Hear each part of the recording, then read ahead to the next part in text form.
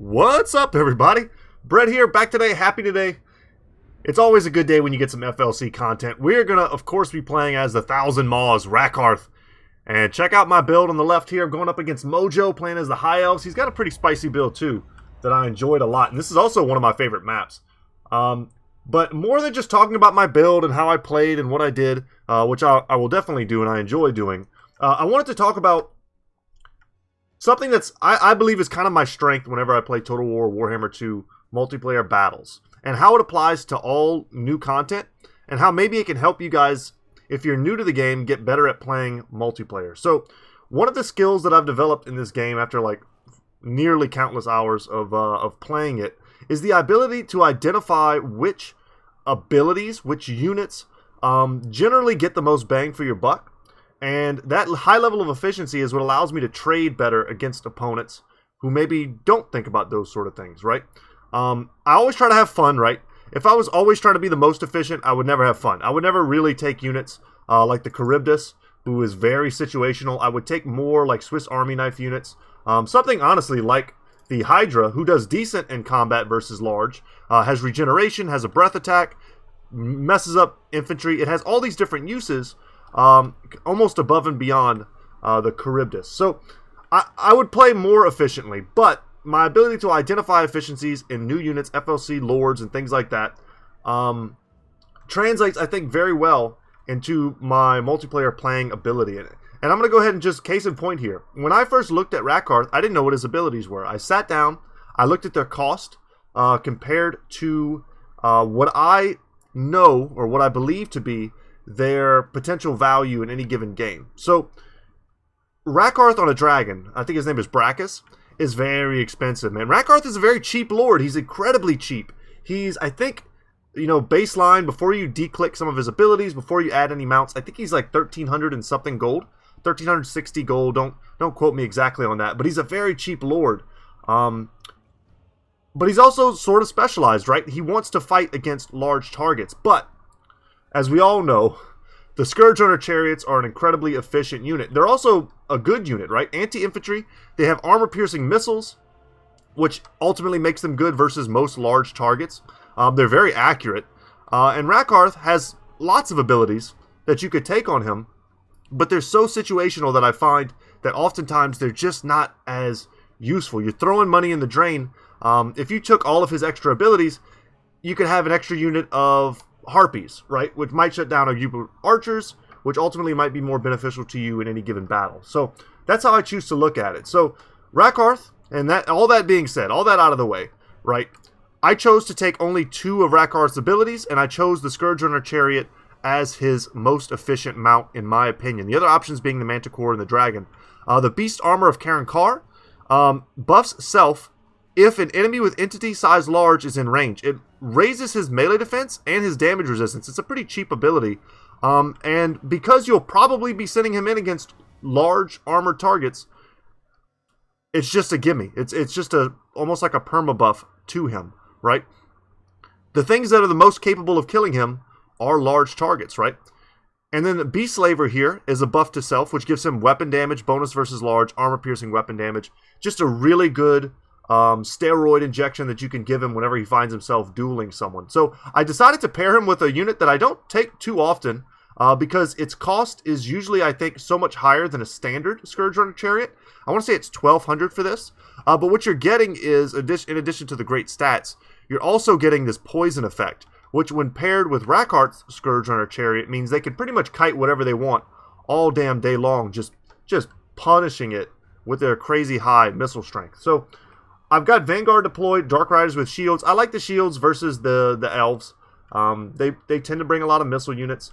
It allows them basically to kind of take that first volley on the chin as they charge in. I've got them Vanguard deployed and hidden in the forest, right? My opponent, no artillery, lots of ranged tools, cavalry, right? Lots of mobility, pretty weak front line, just some spearmen with some white lions in the front. I'm baiting him into a defensive formation. Turns out, I mean, the mobility and the range of the Ravagers and Rakarth are enough to kind of pick at the formation to the point where my opponent recognizes that they need to come in. So something that I like to do to take advantage of other people's perhaps maybe lack of micro is as they come in, I recognize how hard that is. It's hard to like totally shift your army to account for someone else's build that forces you to move. So instead of sitting perfectly still, because I don't have artillery either, instead of doing that, I am now choosing the engagements, right? I'm recognizing that he has to... Oh my god, alarm goes off for the 9 o'clock homework session. Okay, sorry about that, guys. Hopefully that didn't deafen you. But the principle remains. The idea that I'm forcing him to move in micro, and that puts my opponent off balance, hopefully, not all the time. But what that's going to do is it's going to allow me to choose my engagements while he seeks to move. And you see here, he's stopping. He's trying to make this box. And I said, okay, you had to move. Now I'm going to move into you.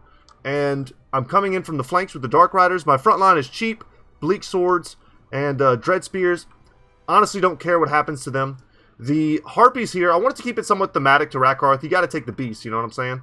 But the Harpies are going to shut down the archers. I've got enough Harpies to shut down all of his archers. And I have, of course, I talked about the Charybdis and the Hydra, but what I also have is the Sorceress with the Lore of Dark and one spell. Blade Wind, guys. This cost me 500. I think she cost 500 on foot, right? If my opponent goes all out trying to snipe her, I don't care. I'm going to be taking assets other places. She only cost me 500. If she lands one good Blade Wind in this battle, she'll pay for herself. If she lands 2, she's making me money. If she lands 3, she's killing it, right? So that's kind of how I choose to think about it. And my opponent, in addition to the archers in the front line that we've already gone over, they have Illyrian Reaver archers, which is great.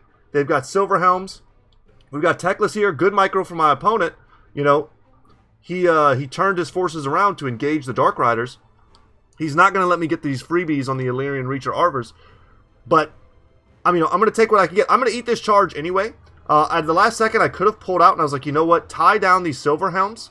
I'm doing work here with the Scourge Runner Chariots. I'm moving forward exactly like I want to do. I'm trying to buy time. I feel like if this group routes, they'll just end up running away, and I'll be able to pull them back. We are kind of close to the edge of the map. So maybe that's true, maybe that's not. It was something I was gambling on. And if Teclis stays here instead of in the front line casting or protecting, you know, engaging some Harpies in the air, I'm happy with that, right? These Dark Riders, once again, everything that I'm engaging with like this, the Dark Riders, the Harpies, the Bleak Swords, they're all so cheap that losing one doesn't doom me, right? I do a false charge here, hoping that my opponent would charge, and then I pick my units up at the last second and then skip them over the front lines into the back lines. If you're wondering what I did there, I charged them in, pulled them all up at the last second, and then... But my opponent didn't react. He had kept static defenses, but I'm really messing with his back line here. He's trying to form some sort of box that he hopes can protect him here. I'm switching my targets with the Scourge Runner Chariots. They're just going to be non-stop coming in. The Dark Rider's pretty fast at, 92 speed. They're going to be coming in here before they know it. And I'm going to be spreading out my infantry to try and take different engagements. Harpies going through the back line. I think this is going to be a Blade Wind. Let's go ahead and, Teclis, and then also just worth mentioning, of course, the Omen of Assyrian is going to be casting its special abilities here and helping Teclis with his recharge rates. But, I was hoping maybe for a little bit more here, but my opponent didn't really move to react to this, but we'll see how the Blade Wind ends up, rotating to kind of account for that. But Teclis on his Phoenix is a pretty deadly force. Net of Amnitok, regrowth, and lots of different things there. I'm going to get a pretty good breath attack from the Hydra here. 34 kills on some archers, not bad. Probably clipped a couple spearmen as well. And that's it. The front line is engaged. I'm picking my targets. Harpies on the archers. I'm tying down the Illyrian Reaver archers, which are being forced to act as light cav instead of being able to act as, some sort of skirmishing unit. Now they're forced to engage. And I'm going to peel off these spearmen and use them to try and pin in these Reavers here. Pretty damn good cast there for my opponent. Teclis up to 93 kills there. Brutal, but, I mean, well played. The White Lions crumble instantly. The Charybdis gets in there. He's trying to shut down my chariot units with the Silver Helms, which, kudos on him. But as soon as he passed a certain point, I peeled off my Dread Spears to pin them in. And then he thought I would continue running. I had them on skirmish mode. But instead of keep running, why would I run from them? They're half strength. I'm just going to charge into them to let my spearmen catch up, pin them in place long enough. Now I don't have to deal with them anymore. So that was kind of the play there. My Dark Riders did end up running off the battlefield here. My Sorceress is up to 44 kills. Pretty good Blade Winds. She's just chasing off routing stuff right now. And I'm using the Harpies, man. I'm bouncing them around. I don't necessarily want to engage with spearmen, but in the absence of archers that I could be fighting, I am going to use them to really tie down whatever I can because it's become a dogfight. Scourge Runner Chariot, I see that Teclis is in trouble. He's been pinned in by my Charybdis, by my Hydra. No doubt regrowths and stuff are going to be going off. Or he's probably already used them in order to try and sustain himself. But this is the danger zone, man. And his mass allowed him to push out. I pinned him in with everything I had, and it still wasn't quite enough. The Ravagers, however, just going to be sitting here taking pot shots. They still got 8 ammo left. And they're going to be doing what damage they can. Right now they're on the archers. But soon here I'm going to be switching targets. Trying to apply poison to all the different things that I can. I'm trying to use my most damage and most mobile assets to chase off all of these faster moving assets that my opponent has that are routing. Get another good breath attack on these Illyrian Reaver archers. Good job with the Hydra. Up to 63 kills. Almost all of that from his breath attack. And you know, I've got my opponents on the ropes, man. He's got some archers, plenty of archers left, but nothing to protect them. Not a lot of frontline troops. I did a pretty good job this game of dealing with the mobile cav threat, and I'm going to be pulling all my stuff that's kind of, you know, unnecessary. I don't need 2 units to chase off a routing group of spears, of 5 spears. I'm going to be pulling my Dread Spears back any second now. And, you know, the same goes for everywhere else on the battlefield. Another Blade Wind just to hit these archers that were sitting still over here. It clips a couple, but it wasn't a very big group. But my opponent at some point goes to dive my sorceress, and I think it's right about now. It's too late. It's too late. I've already gotten pretty much all the value that I'm going to get from her. She's almost dead. She has no combat ability. She's not on any type of mount. She's not on a mana core. She doesn't cause fear or terror. She's casted almost every Blade Wind off cooldown that I could, and she's done. And if she dies here, I genuinely don't care. I don't know if my opponent had a better target, perhaps, because I'm hedging the location of Rakarth. I'm trying to keep things around him. I've been chasing with the Charybdis and stuff, but they keep dropping orders because Teclis and the Omen keep, you know, they keep dropping down on the battlefield. I chase with the Charybdis, they go back up into the air, and the Charybdis drop orders. So I'm using them as a bit of a bodyguard sort of bully unit while I use the faster units to chase my opponent's stuff off the battlefield. But that's it. It's go time now. The Omen's using its ability. I don't have a lot of infantry in this fight, so it doesn't do much damage. It does almost no damage, I believe, to single targets. At this point, I see this ability going off. I'm going to start making sure that I don't get hit by it. I think I moved my Dread Spears the last second here as well. You know, it doesn't do almost any damage. But, you know, you got to do what you got to do to try and pull out a win here at the last second. And yeah, I mean, I've got a Hydra, right? My Hydra's regenning. My Charybdis is an anti-large monster. Teclis isn't made to fight any of this stuff. Even if he killed Rakarth, which isn't likely, but let's say he could do it. And Rakarth, once again, buffing himself, giving himself anti-large, turning on these units, pinning them in with the mass of his chariot. Even if you could kill Rakarth, I've got enough here, and even the Sorceress comes back with her Encourage aura. I've got enough here, I think, to finish the fight.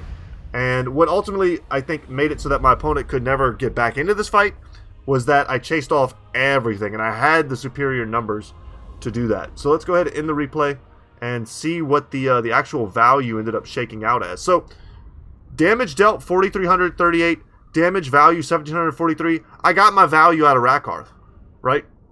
Not only did I get the damage value from him, but he tanked a ton in this battle and still was there at the end to keep on ticking. My Sorceress, once again, she more than paid for herself, and she would have paid, honestly, if my opponent had taken like a higher tier army, let's say some Sword Masters were in the mix, stuff like that, or my opponent had anticipated me playing as 1,000 Maws, anticipated large units, decided to bring Phoenix Guard, something like that, she could have gotten way more value.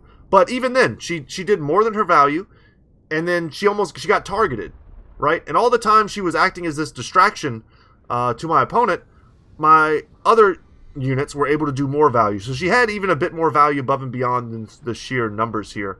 You know, Bleak Swords in them, they barely get their value. Some of them were still in good shape by the end of the battle. Basically threw away this group here, but the other group did a pretty good job of chasing stuff down. You know, Ravagers of Rakarth more than paid for themselves. The Harpies did great, right? Not only did they pay for themselves, but they made sure that my opponent's archers couldn't pay for themselves. And, you know, that's part of the battle too, right?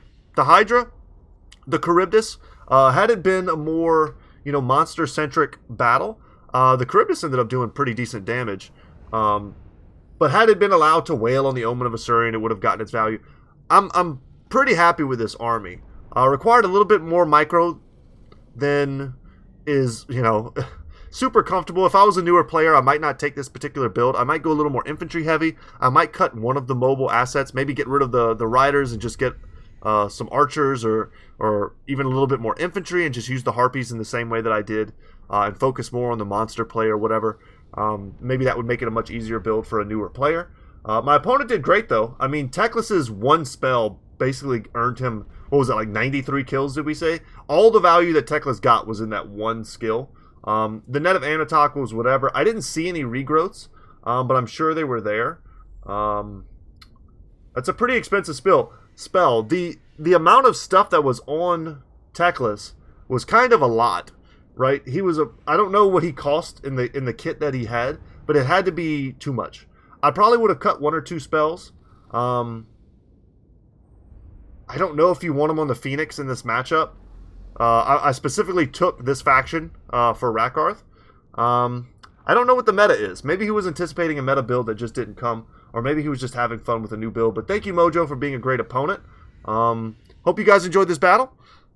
Sorry for the loud alarm in the middle of it. I honestly forgot that I had that. Now I need to go work on some homework. Hope you guys have a good evening. Hope you're enjoying the new content.